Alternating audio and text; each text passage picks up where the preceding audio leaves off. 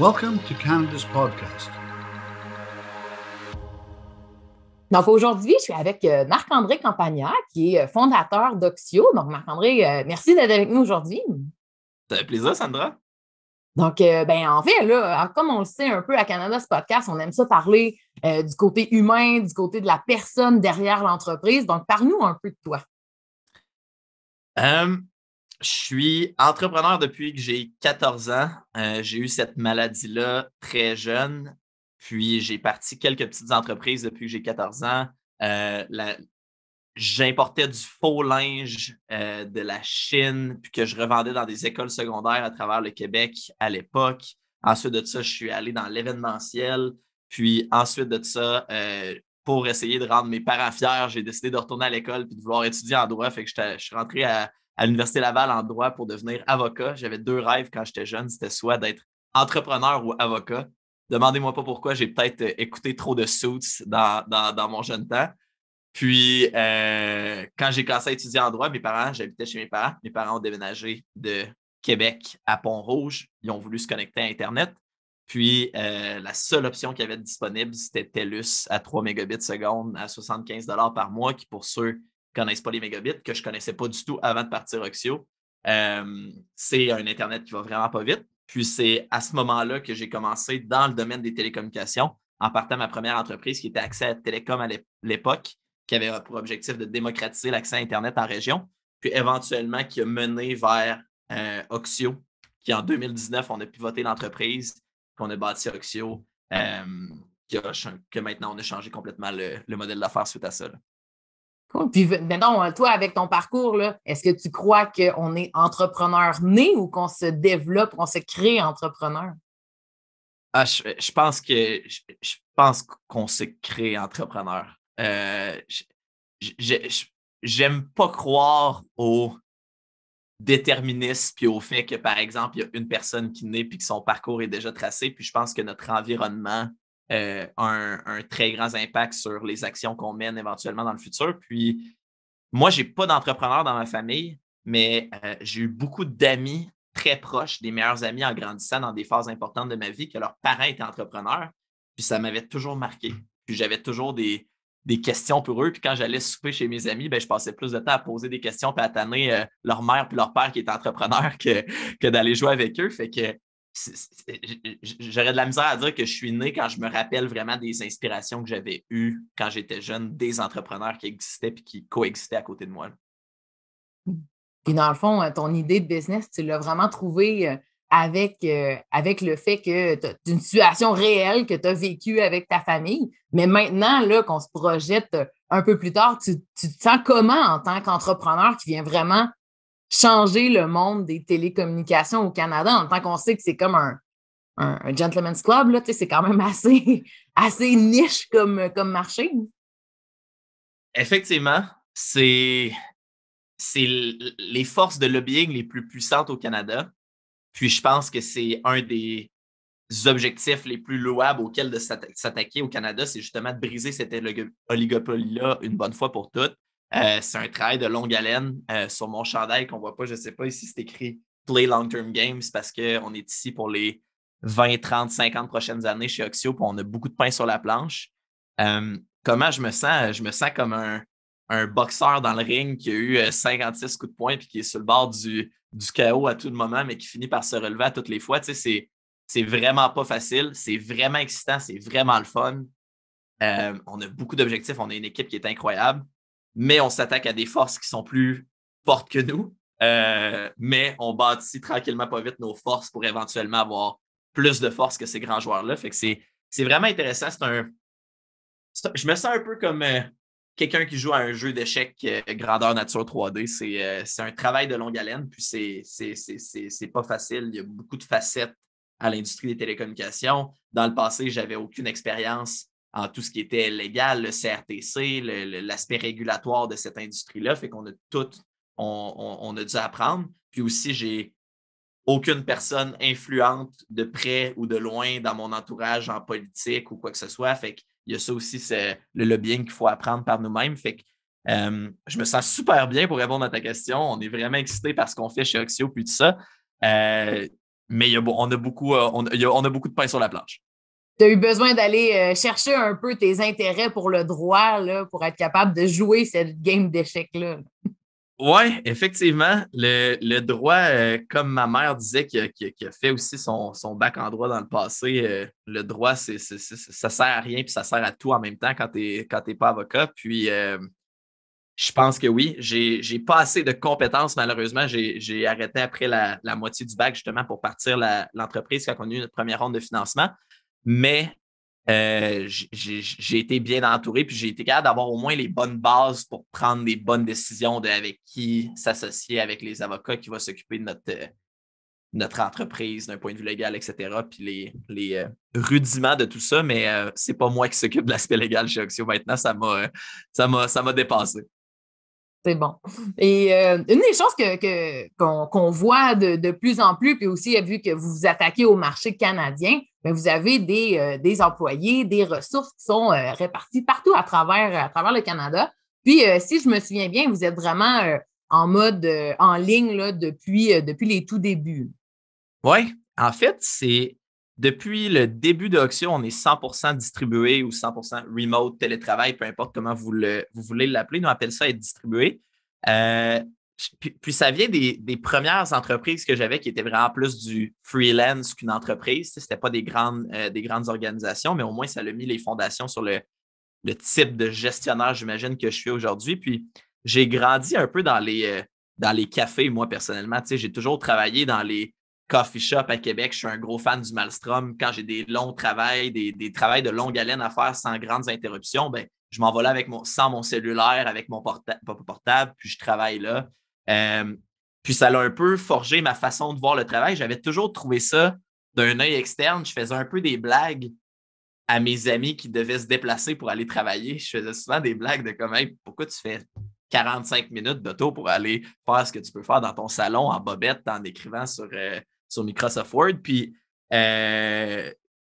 c'était des blagues, bien sûr, mais on a quand même gardé cette ADN-là. Puis maintenant, je ne pense pas qu'on pourrait s'en passer. Puis en fait, juste d'un point de vue avec le marché actuel de main-d'œuvre, avec comment on s'est grandement inspiré de la culture d'entreprise de Netflix, Amazon et de Visa. Puis toutes ces cultures d'entreprise-là misent beaucoup sur le talent puis aller chercher les meilleurs dans leur sphère respective.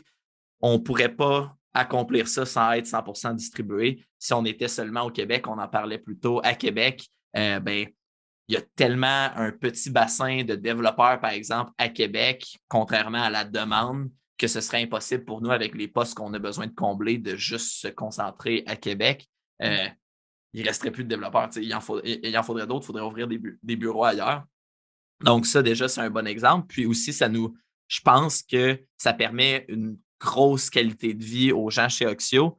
On a une finissante à la maîtrise en gestion de projet que j'ai parlé cette semaine avec nous qui fait un internship qui disait qu'elle nous avait choisi principalement seulement parce qu'elle pouvait aller rejoindre son copain à Hawaï puis en même temps travailler avec nous à distance, ce qui n'était pas une option qui était offerte dans d'autres organisations beaucoup. Fait que ça l'amène une certaine qualité de vie. Puis moi, j'aime beaucoup voyager. J'ai un appartement à Québec et à Montréal, mais c'est là que je passe le moins de mon temps quasiment. Fait que, en ce moment, je suis au Mont-Saint-Anne, j'aime ça faire du ski. Donc, la semaine prochaine, je vais être en Gaspésie dans les Chic-Chocs en train de faire du ski aussi. Ça l'amène une flexibilité vraiment cool. Il y a aussi des désavantages à ça, c'est sûr, mais je pense que pour la plupart du monde, qui veulent venir travailler chez Oxio puis qui travaillent avec nous, ils voient vraiment ça comme une valeur ajoutée. Puis on fait des off-site, puis on fait des événements qu'on rassemble tout le monde au moins une fois par année physiquement. Puis ça compense aussi pour l'aspect social de l'organisation. Puis on a aussi un bureau virtuel. On utilise l'application qui s'appelle Gather. C'est comme c'est pour ceux qui ont déjà joué à Pokémon dans le temps que tu te promènes ton bonhomme, c'est comme en 2D, là. Ben, on a ça, puis on a designé notre bureau virtuel. Puis chaque département a leur propre département dans le bureau virtuel. Puis, ils ont leur propre bureau, puis tu peux designer puis customiser ton bureau comme tu veux. Puis, ça règle un peu le problème ce qu'on trouvait difficile avant dans le télétravail, c'est que c'était les rencontres aléatoires, par exemple, quand tu t'en vas à la machine à café ou que tu t'en vas dîner le midi, les conversations plus informelles.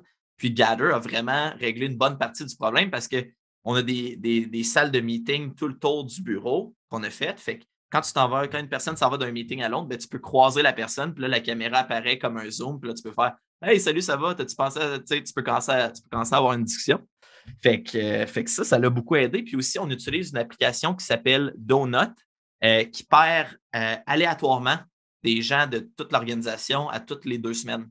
Fait qu'à toutes les 2 semaines, tu as une nouvelle introduction pour prendre un café avec une personne d'un département complètement différent. Puis, ça permet de tisser des liens dans l'organisation de façon informelle aussi. Restez abonnés et appuyez sur l'icône de la cloche pour être informé de notre prochain balado avec le sous-commissaire Anthony Durocher du Bureau de la concurrence Canada. Découvrez les règles de concurrence et de marketing que toutes les entreprises devraient connaître. Cliquez sur le lien dans la description pour en savoir plus sur comment créer un programme de conformité efficace. Wow, c'est vraiment cool. Puis je pense que les gens qui écoutent risquent d'aller voir ces plateformes-là. Je pense que de la manière que tu l'as décrit, ça vient vraiment régler des problèmes qu'on peut vivre quand on est en mode virtuel. Puis toi, en tant que, tu sais, je sais que là, l'entreprise, vous avez beaucoup grandi, là, mais tu sais, toi, en tant que leader, c'est quoi les qualités que tu as eu besoin de développer que tu n'aurais peut-être pas pensé que tu aurais eu besoin de développer pour justement gérer une équipe qui est 100% distribuée? La plus grosse qualité que j'ai dû développer, puis c'est drôle parce que je ne le savais pas initialement, mais si je n'étais pas entrepreneur à la blague, je me suis toujours dit que j'allais être un écrivain un jour ou quelque chose comme ça. Je suis quelqu'un qui aime beaucoup écrire, puis j'aime beaucoup lire aussi.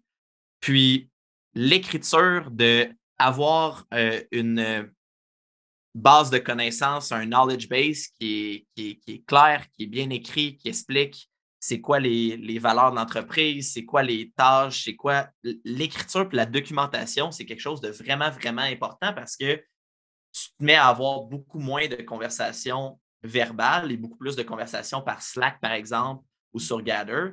Puis tu dois avoir un endroit qu'on centralise la donnée et l'information sur la compagnie. Nous, on utilise Notion, qui est une application pour prendre des notes que j'affectionne particulièrement. Puis tout est documenté, puis on essaye d'inculquer chez Oxio que si tu penses que la question va être posée plus d'une fois dans l'histoire de la compagnie ou si tu penses que ça peut être pertinent d'un point de vue contextuel de partager cette information-là, ben, tu dois absolument l'écrire et la partager à tout le reste de l'organisation. Fait que maintenant, ça arrive que, par exemple, quelqu'un qu'on vient d'onboarder, qui vient de commencer chez Oxio, ben, puisse se mettre à avoir une question spécifique sur un dossier. Ben, on peut faire envoyer le lien Notion puis faire ben, c'est là que tu vas trouver la réponse. On y a déjà répondu dans le passé. Fait que de documenter tout ça pour être sûr que tout le monde soit aligné sur la culture, la philosophie, qu'il y ait du contexte pour prendre des décisions, ça, c'est quelque chose que je n'aurais pas pensé auparavant. Puis maintenant, on est rendu dans la deuxième étape de cette qualité-là qu'il fallait développer, qu'on n'a pas encore parfaitement développé, puis c'est l'organisation puis la structure de l'information maintenant. C'est qu'on est rendu plus de 80 personnes chez Oxio. On a beaucoup de personnes qui interagissent ensemble à travers le Canada dans des différents time zones. Maintenant, la grande question, c'est si moi, je suis quelqu'un de nouveau chez Oxio puis je veux avoir accès à telle information, bien, comment je peux naturellement aller la trouver sans trop d'efforts? Puis, il y a l'outil de search de Notion qui fonctionne bien. Il y a certains éléments qui nous aident, mais ce n'est vraiment pas encore parfait. Puis, on a encore beaucoup de travail à mettre sur la structure de l'information pour être sûr que les gens puissent avoir accès, se faire référer à la bonne information rapidement. Puis comme tu as dit, c'est vraiment dans la culture d'entreprise là, que dès que les gens arrivent, bien, les gens le savent, de prendre le temps de documenter leurs réflexions, documenter les solutions qu'ils ont dû trouver pour remplir leurs tâches. Ça fait partie des choses que tous les membres de l'équipe ont besoin de faire. Puis ça vous aide à grandir, j'imagine. Exactement. On a quelque chose qu'on a bien fait initialement, qu'on a été chanceux, c'est qu'on a fait un onboarding process sur Notion. Fait que quand tu te fais embaucher chez Oxio, tu signes ton contrat de travail, etc., puis tu te fais déjà envoyer les accès à Notion avec ta petite carte personnelle à toi. Puis là, tu as ta photo, puis là, tu cliques sur la carte, puis là, tu as une checklist avec toutes les étapes que tu dois accomplir pour finir ton onboarding process. Puis les étapes, ça peut être aussi granulaire que remplir telle documentation dans la plateforme de RH, fais tel test de personnalité, fais X, Y, Z. Tu passes une journée aussi, 2 journées au service à la clientèle avec un de nos agents pour voir le quotidien de nos clients, etc. C'est quoi les problèmes qu'ils peuvent avoir, comment on résout les problèmes. Puis ensuite de ça, tu as beaucoup de lectures à faire sur la philosophie de l'entreprise, l'histoire de l'entreprise, etc. Tu as une belle checklist, puis on l'itère constamment, comme toute la documentation qu'on fait. Puis à chaque fin de onboarding, tu as 2 meetings. C'est un meeting avec Audrey, qui est notre Head of People, puis avec moi. Puis les 2 meetings, c'est pour répéter le feedback constructif sur le onboarding, qu'est-ce qu'on peut améliorer, etc. Fait qu'on continue constamment d'itérer sur ce processus-là, comme on fait avec la documentation puis la structure. Fait que ça vient vraiment, effectivement, de notre culture d'entreprise de travailler là-dessus. Et là, pour ne pas nommer de nom tout ce que j'entends, puis comme tu dis, en plus, les gens passent du temps au service à la clientèle, c'est vraiment, je crois que, en tout cas, ce que j'entends, c'est que vous êtes vraiment en train de perturber justement le monde des télécommunications, non seulement par votre système, mais aussi par votre nature, votre manière de faire les choses, non? C'est clair. Le client est au centre de notre entreprise, puis sans nommer de nom puis de personne, je ne crois pas que le client est au centre des autres compagnies de télécommunications. Nous, notre système, notre façon de faire, nos efforts ont été centralisés vers offrir la meilleure expérience client. Donc, on a designé notre organisation en conséquence, avec ses qualités puis ses défauts. Puis, on est définitivement la seule à avoir fait ça. Puis, on est la seule aussi entreprise qui est 100% distribuée en télécommunication. Puis, on est la seule entreprise qui est 100% digitale aussi en télécommunication. Donc, on a dû adapter nos façons de faire puis se distinguer de ce qui se faisait sur le marché.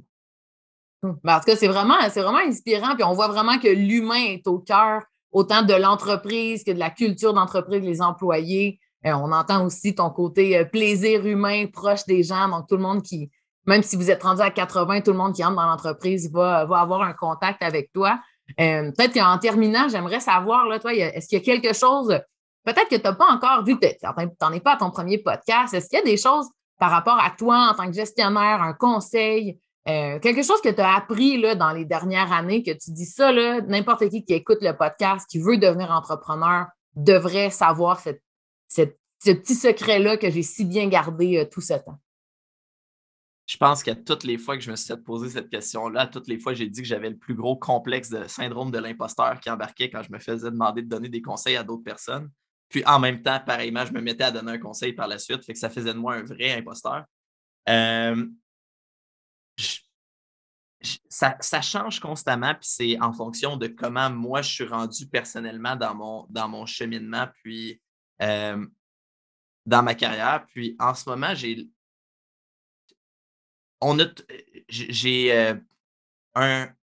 une personne qui est près de moi qui m'a parlé un jour des problèmes d'entrepreneur comme des nœuds des fois qu'il faut que tu défais pour pouvoir passer à la prochaine étape. Puis quand tu as un startup, tu as tellement de phases et d'étapes auxquelles tu dois passer à travers. Puis les nœuds, on dirait qu'ils arrivent toujours tout en même temps. C'est comme le nœud, il représente tellement de problèmes en même temps qu'ils vont tout. Je ne sais pas pourquoi la vie est faite comme ça, mais quand tu as un problème, when it rains, it pours, puis tous les problèmes vont arriver en même temps, puis on dirait que c'est une façon de l'univers ou je ne sais pas quoi de te dire, hey, on va te tester pour de vrai si tu le veux vraiment passer à travers tout ça. Puis de passer à travers ce nœud-là, éventuellement, ça te permet justement de passer à la prochaine phase, de te développer en tant que personne, puis de développer ton organisation aussi, puis de te tester. Puis de prendre conscience que quand tu es dans ces moments-là, de juste réaliser, puis de te dire, hey, le voir comme un jeu, tu sais, de se dire, hey, en ce moment, je me fais tester, c'est vraiment, il y a plein de problèmes qui arrivent, mais regarde, prenons ça comme un jeu d'échecs en 3D, puis on fait des coups, puis on essaye d'avoir la bonne réponse, puis d'itérer là-dessus. Puis c'est le fun, puis c'est un jeu, puis c'est pas grave que ce soit un problème. De le regarder plus avec curiosité que d'une connotation péjorative. Je trouve que ça m'a aidé personnellement dernièrement dans tout ce qui arrive dans ton cheminement, de rationaliser, faire la part des choses, puis d'être capable de se relever le lendemain matin, puis d'être heureux, puis de faire hey, tabarouette, voici l'autre beau problème qui arrive qu'il faut qu'on résout en ce moment pour défaire ce nœud-là. Bon, ben c'est vraiment inspirant. Puis je pense que justement, c'est un conseil de ramener le jeu en entrepreneuriat où des fois, on entend souvent parler des hauts et des bas du démarrage d'entreprise, puis d'avoir sa business. Mais je pense que c'est bien de rappeler aux gens que ça peut être un jeu, puis de voir comment on peut passer à travers les étapes tout en comme tu dis, en se levant le matin puis en disant, OK, ben, c'est un nouveau défi, mais je vais le prendre à la légère ou du moins le prendre avec le cœur léger. Peut-être pas à la légère, mais le prendre avec le cœur léger. Non, c'est clair. Je suis. Ouais, c'est mon petit conseil de la journée. Super. Ben, c'est là-dessus qu'on va se quitter pour aujourd'hui. Mais Marc, merci beaucoup d'avoir pris le temps d'être avec nous. Est-ce qu'il y a, si les gens veulent te contacter ou en apprendre davantage sur toi ou sur l'entreprise, ça serait quoi la meilleure manière de le faire? Oxio, www.oxio.ca. Toute l'information est là. La page Facebook de Oxio. Si vous voulez me parler personnellement, mon courriel, c'est marc@oxio.ca ou sinon sur Facebook, vous pouvez venir m'écrire sur Messenger, il n'y a pas de problème. Sinon, j'ai pas vraiment d'autres.